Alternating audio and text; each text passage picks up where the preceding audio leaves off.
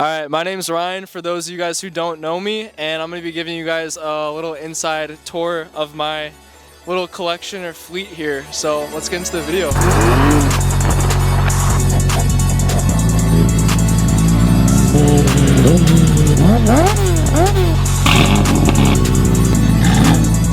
Yeah, let's start with the bike. Since that was the intro spot, we'll go bike, WRX, BMW. First off, we have the R6. This thing is so much fun, especially when the weather's nice. Chicago, people who are from Chicago, you know how the weather is. It's hit or miss. But let's start talking about it. We have the only mod that I think I bought this car this bike modded. We got a Leo Vinci exhaust. It's a carbon fiber exhaust. I think this thing, the exhaust goes for like 1400, and the bike itself I bought for 7.2, I want to say. Colorway, we have gloss black with matte black as a secondary, which I think looks really cool. So when I bought this bike, this is my first bike. I've never ridden dirt bikes when I was younger, so I went straight to a 600, which some people say is stupid. Some people say you should start with a 400, but personally, from my experience, I think you should go straight to a 600. Don't go straight to a 1000. That is where you're trying to kill yourself.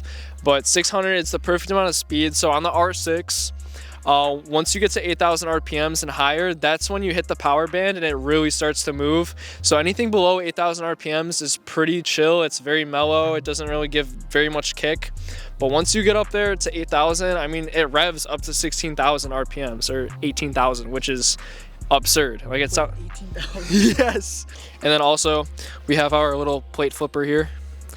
So when you're doing stupid shit, you flip it up and you're good to go. And then we'll head over to the WRX. I made a video buying this car and I kind of did a little overview in that video, but we're gonna do it again. So first off, we have the hood dump. This shit is insane at night, especially when you shift. Once you shift, big ass flame at like 4,000 RPMs every single shift. So the wheels right here, these things are 11.5 wide. These things are fucking massive and I love them. Though I would never change these wheels any day in my life. Like they look perfect. Work wheels. I think they're like work motion, emotion or whatever. I don't know. All right, and then this is probably my favorite thing about the car is the roof. The roof, this is paint. This is not a wrap. It's got like a sparkle finish and it looks absolutely amazing. This is, like I said, in the sunlight or even like at a gas station lighting, it just looks so ridiculously good.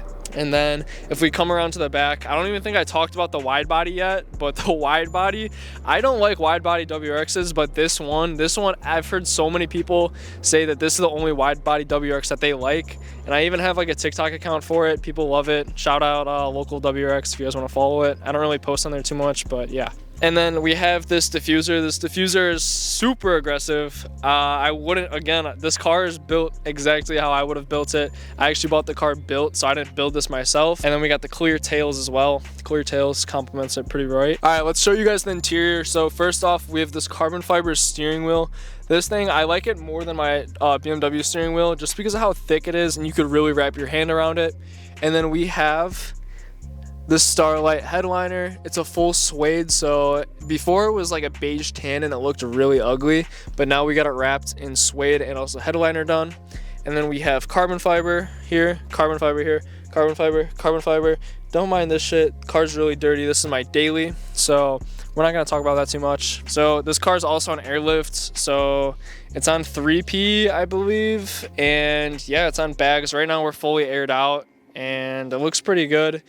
I like driving in the low preset, even though we scrape hella. Even though I could drive in a higher ride height, I still choose not to just because I rather look cool while driving around. Now we are moving on to the BMW here. This is by far my favorite car I ever bought. If you guys didn't know, I traded in a Mark V Supra for this car right here. Again, I filmed another whole video of me buying this car. Go check it out. I'll also link in the description. But yeah, like I said, the Mark V Supra is nothing compared to this car. First off, you got more horsepower, you got a bigger engine with this car, and then on top of that, drifting this thing is just a million times better than the Supra. The Supra, you can't drift that shit. Let's start off with the wheels. The wheels look super good. So I went with the two-tone spec. I think the two-tone spec looks better than the all silver, especially with the paint color on this car. The color is just crazy. When we're looking at it here and like kind of like the shadows are like, not in the sun, no lighting on it, it looks like it's almost black. And then when we come around into the sunlight, where's like a good angle, like right here, you could really see the flake in the paint and it just looks so good in the sunlight. And then the paint matches perfectly with the brake calipers. I think the brake calipers, all of them come like that unless you go with the carbon ceramics, but I don't have that.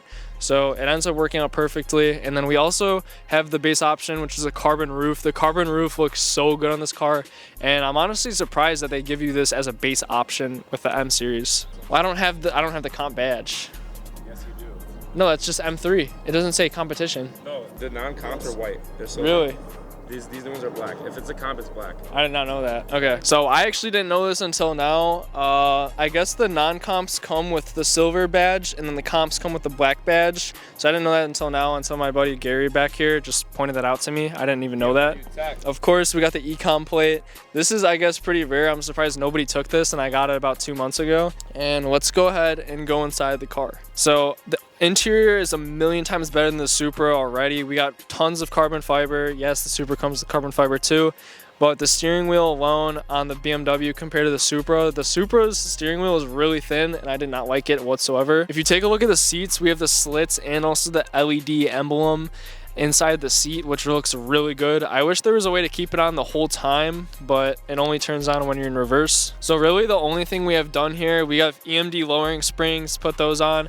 I would not go with coilovers. I've had coilovers on one of my old cars, the Mark 6 GTI, and coilovers ride really stiff, and this rides like OEM, like perfect.